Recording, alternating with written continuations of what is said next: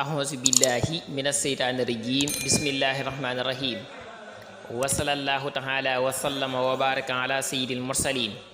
محمد وآله وصحبه وخديمه وأمته أجمعين إلى يوم الدين mbokki taalibe yi mbokki jullit yi ñoo ngi leen di siyaare di leen nuyu di leen baalu xaq te di leen baal tey ñaan sunu borom boole nu baal ñun ñëpp daraje Ahmadou Xasaayiti te mu nangul ñu mboolem sunuy jaamu yàlla gunuy def ci biir weer wi ak mboolem jaamu yàlla yépp rek daraje Ahmadou Xasaayiti kon tey ñu ñëw ak yéen ci naafila